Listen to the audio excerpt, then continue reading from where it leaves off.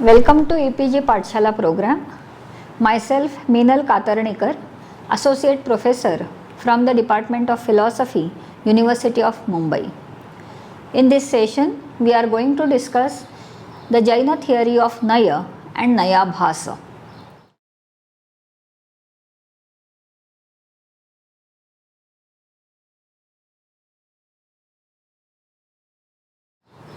As we have discussed in other module, Anekantavad of Jainism has given rise to two important theories, Syadvada and Nayavada. Syadvada is the extension of Anekantavad into logic, while Nayavada is the extension of Anekantavada in the field of language. So, in this module, we are going to discuss the theory of Nayas, which primarily is based on the principle of ahimsa in the rational context.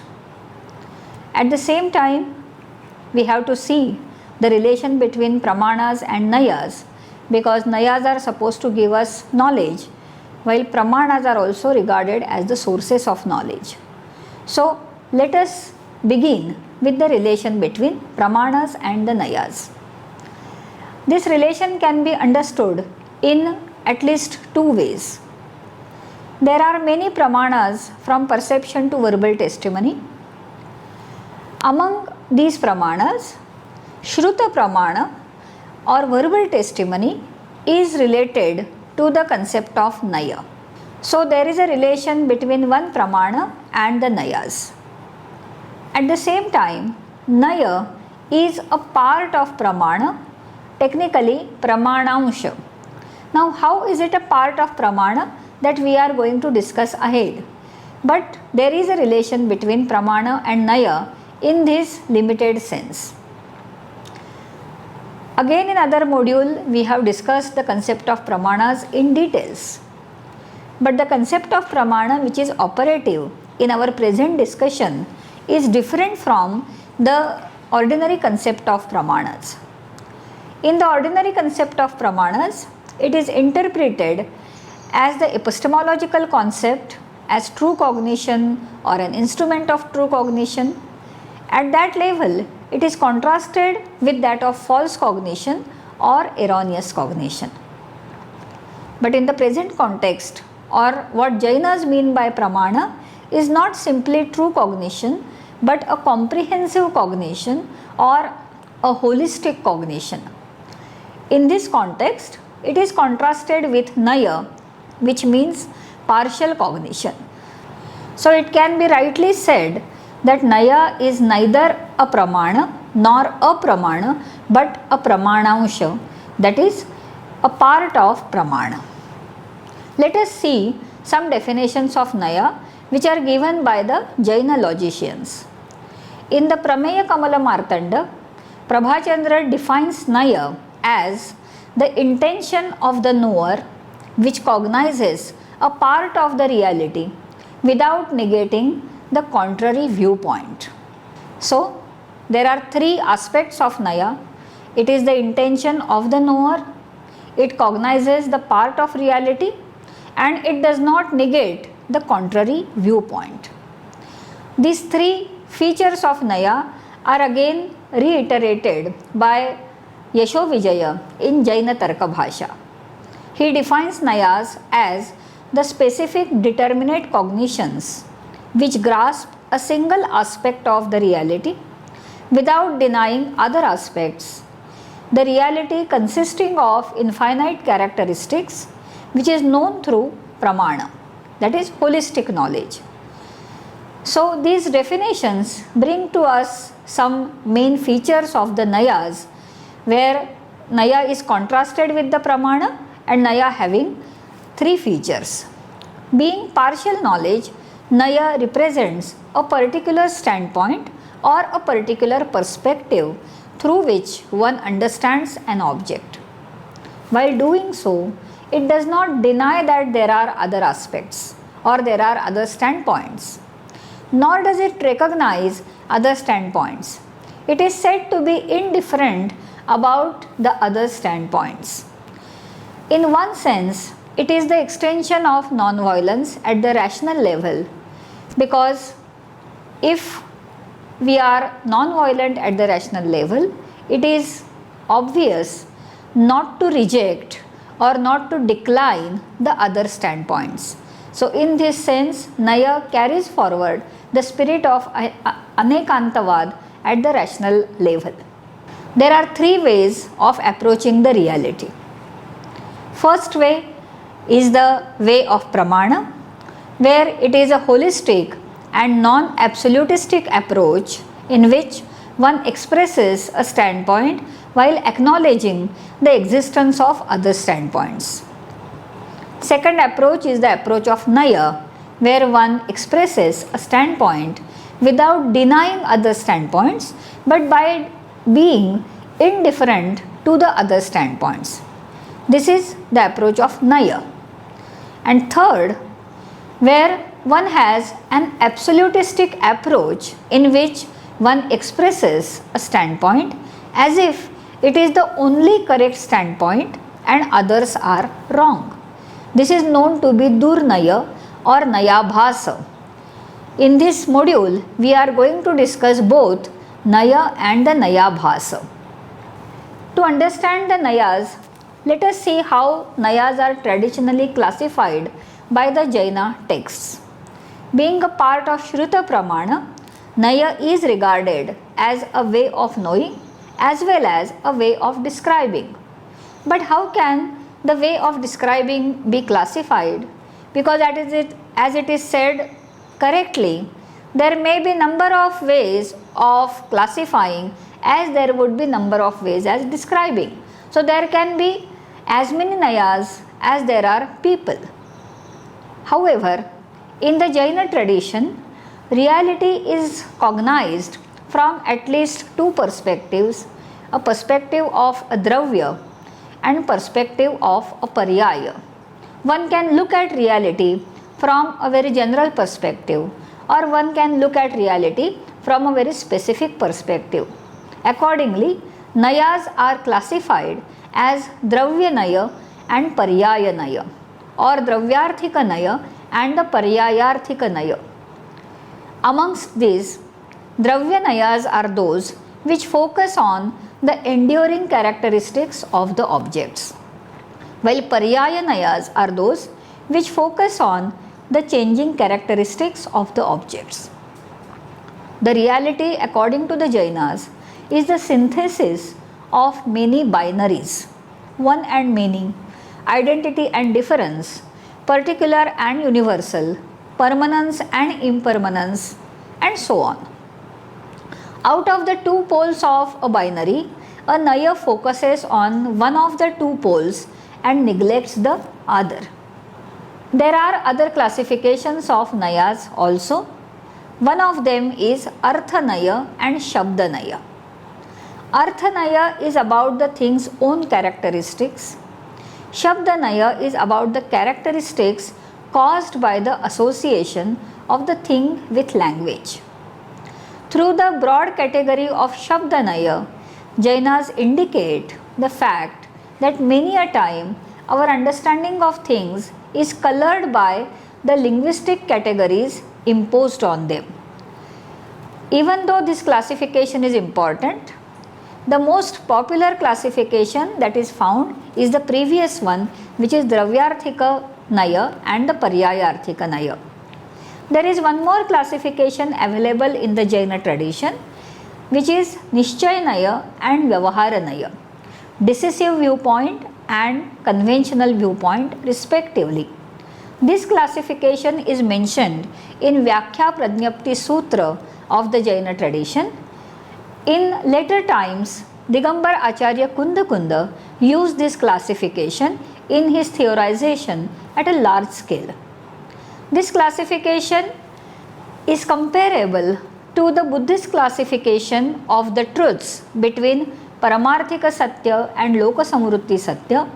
It is also comparable to the Vedanta classification between Paramarthika Satta and Vyavaharika Satta.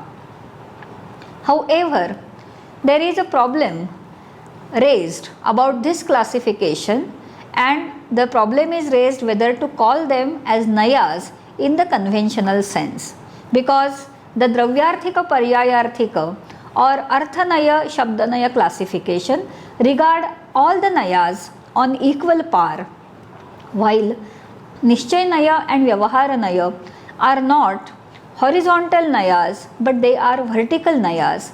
That is, there is hierarchical relation between the Nishchay Naya and Vyavahara Naya. So they are not equivalent perspectives and therefore they are not really the part of Naya theory that we are discussing here now. The two classifications of Nayas give us total 7 Nayas. So there are 3 Dravya Nayas and 4 Paryaya Nayas, or there are 3 Artha Nayas and 4 Shabda Nayas. In different texts we find different type of numbers of Nayas accepted, but overall 7 Nayas are delineated in the Jaina tradition.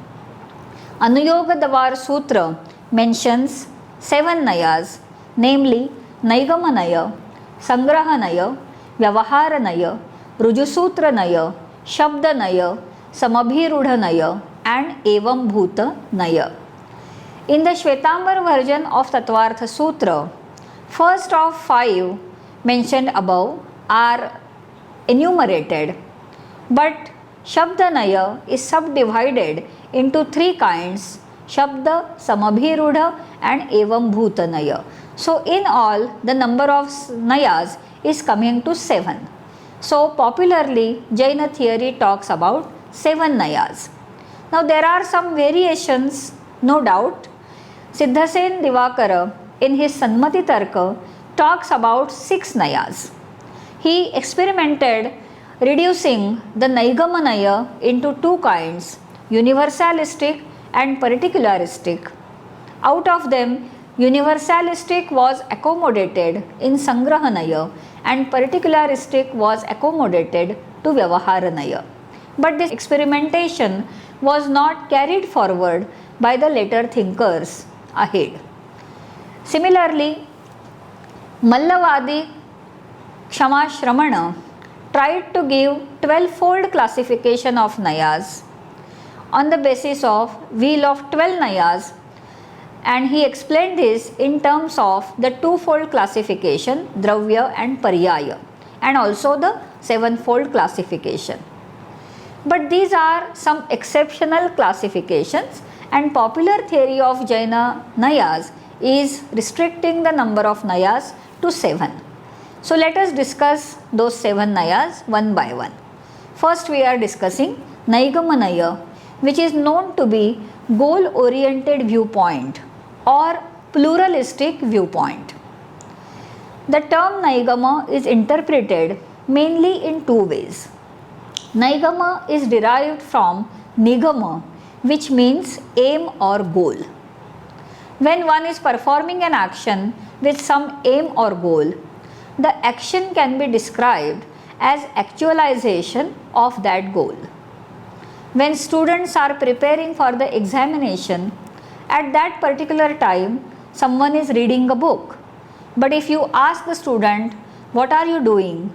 The answer will be, I am preparing for the examination. So the goal of the act is mentioned rather than the act, and this is what is meant by Naigama Naya. Sometimes Naigama Naya is described as the marketplace attitude or the pluralistic viewpoint. Accordingly, Naigama means considering a thing in plural or diverse ways.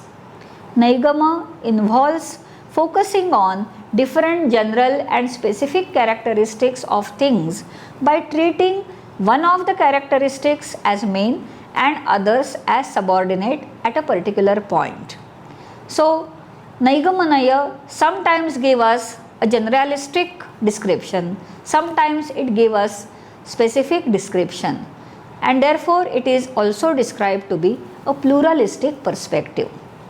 Second Naya is Sangraha Naya, which is known as the collective viewpoint. When we describe something in terms of its general characteristics shared by other things, we are having a collective viewpoint called Sangrahanaya. It is known to be of two types, Parasangraha and Aparasangraha. Parasangraha is comprehensively collective viewpoint. According to it, all the things in the world share a common characteristic, namely that they are real or that they are existent. So, describing the things as Sat would be Parasangraha. In the second type of Sangraha, which is Aparasangraha, it is non-comprehensively collective viewpoint.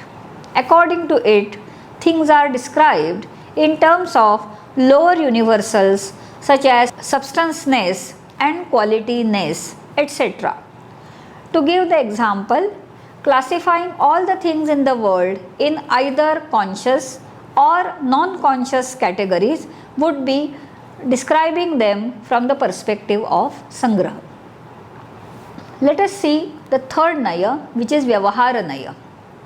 Vyavaharanaya means a particularistic or differential viewpoint. The viewpoint which emphasizes particularity and diversity is Vyavaharanaya. It cognizes things as having many kinds. Fourth is Rujusutranaya, that is immediate viewpoint. It ignores enduring or substantial aspect of a thing and focuses on its immediate present mode.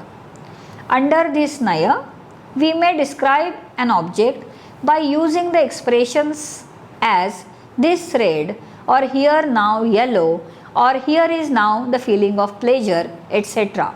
So, this is pointing to only the present moment without taking into account the past or the future moments in the lifespan of the object. Fifth Naya is Shabdanaya, which is a syntactical viewpoint.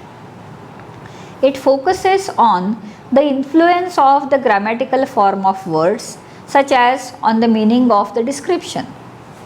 Tense, case endings, gender, number and suffixes, etc.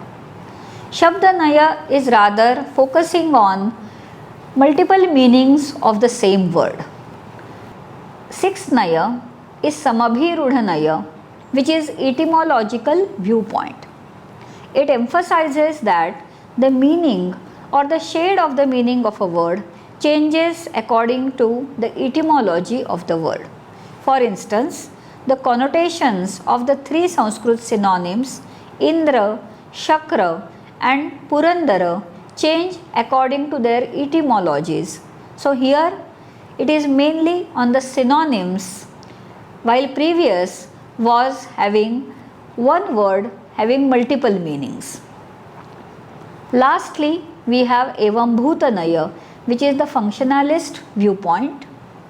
Evam Bhuta literally means that which exists in this way. According to this viewpoint, a word is applied to a thing when the thing is performing the function indicated by the word. To give the example, a teacher will be called as teacher only when the teacher is performing the act of teaching and not otherwise. After the enumeration of these 7 Nayas, let us see what is the doctrine of Durnaya or Naya Bhasa. Since different philosophical systems understand and describe reality in different ways, different Nayas can be correlated to different philosophical systems. The doctrine of Naya in this way is a meta-philosophical doctrine. Siddhasen Suri compared Indian philosophical systems with the Nayas. Akalanka Bhatta also described those systems as the cases of Naya Bhasas or Durnayas. So, it would be interesting to see what is meant by Naya Bhasa or Durnaya. The idea was that though different systems of philosophy understand and describe reality from a partial viewpoint, they regard their understanding and description as absolute and complete truth. As a result, their viewpoint becomes a pseudo viewpoint, that is Nayabhasa, or a defective viewpoint, Durnaya. Now, why this designation like Nayabhasa or Durnaya is hidden in the definition of a Naya? Naya is defined to be a viewpoint which does not reject the other viewpoint. It is a partial viewpoint. So, if a partial viewpoint is identified with the holistic viewpoint, it is obviously a fallacy or it is obviously a defect. And therefore, when any philosophical system asserts that its reading of the nature of reality is the absolute reading of the nature of reality, then it is a defective perspective. Instead of understanding that it is a partial perspective, it is identifying itself as the holistic perspective. Here is the list where we can identify the philosophical systems with particular Nayas. Naigama Bhasa is the fallacy committed by Nyaya Vaisheshika systems. Parasangraha Bhasa is the fallacy committed by Advaita Vedanta. Aparasangraha Bhasa is the fallacy committed by Sankhya system. Vyavahara Bhasa is committed by Charvaka system. Rujusutra Bhasa is committed by Buddhist philosophers. And Shabda Naya Bhasa, Sangraha Naya Bhasa and Evam Bhuta Naya Bhasa are the fallacies committed by the grammarians. Now, what are these Naya Bhasas? Let us see one by one. First is Naigama Bhasa. In our language, there are different words for substances, qualities, motions and relations. But Nyaya Vaisheshikas accept different categories as absolutely distinct from each other. So, to regard something as absolutely distinct when something is related, they commit the fallacy of Naigama Bhasa. Second is Sangraha Bhasa. Parasangraha Bhasa consists in understanding and describing everything as real. Advaita Vedantin says that everything is real and real alone, and all the other properties are delusory. This amounts to Parasangraha Bhasa. Sankhyas do not reduce everything to real, but they divide the world to two basic categories, Prakriti and Purusha, and describe all objects of the world as manifestations of Prakriti and commit Aparasangraha Bhasa. Vyavahara Bhasa is the fallacy committed by Charvakas. They accept only empirical reality, that is Vyavaharika Satta, but not ultimate reality, that is Paramarthika Satta. Jainas interpret this as Vyavahara Bhasa, that is pseudo empirical viewpoint, because Vyavahara Bhasa in this sense is a pseudo particularistic viewpoint, and it could be attributed to the Buddhists who accept only unique particulars as real. Rujusutra Bhasa is the fallacy committed by the Buddhists who regard only immediate momentary experiences as real and nothing else as real. So, holding that absolutistic perspective about momentarism is the fallacy of Rujusutra Bhasa. Shabdanaya Bhasa, Vyakarana school or grammarians overemphasize the role of words in determining the nature of reality by giving the word the status of Brahman. Jainas call this Shabdanaya Bhasa. Similarly, Samabhirudha Bhasa and Evam Bhuta Naya Bhasa can be treated as special cases of Shabdanaya Bhasa. Overemphasis on etymological meaning of words would amount to Samabhirudha Bhasa, and overemphasis on functionalist meaning of a word would be a case of Evam Bhuta Bhasa. But Nayabhasas should not be just treated as committed by particular schools at a particular time. There is a wider applicability of the concept of Nayabhasa. Nayabhasa as the absolutistic fallacy consists in treating what is relatively true as absolutely true, what is partial truth as complete truth, and what is contextually determined as acceptable context freely. It has wider applicability which goes beyond the domain of Indian philosophical systems. It can be applied to absolute dogmatic views held by some Western philosophers as well. Just see the cases where we can have the application of Nayabhasa. Platonism can be a case of Aparasangrahabhasa. Phenomenalism can be a case of Rujusutrabhasa. Cartesian dualism can be a case of Naigamabhasa. Nayabhasa as a non-formal fallacy is on par with naturalistic fallacy advanced by G.E. Moore or a category mistake propounded by Gilbert Ryle. So, with these applications of Nayabhasa, one can see that it is not just looking at Indian philosophical tradition with the examiner's viewpoint, but it has a wider applicability in philosophy in general. Wherever there is commitment of the partial view to the absolutistic view, there is a fallacy called Nayabhasa, and it has to be developed by the logicians on more wider scale. Doctrine of Nayas is a heart of Jainism, and the whole philosophy of Jainas really take lot of efforts to develop this doctrine, which is the application of Anekantavad. If one wants to know more about it, please refer to the write-up that is presented on the Nayas, and also refer to the canonical and philosophical literature on the doctrine of Nayas. Thank you.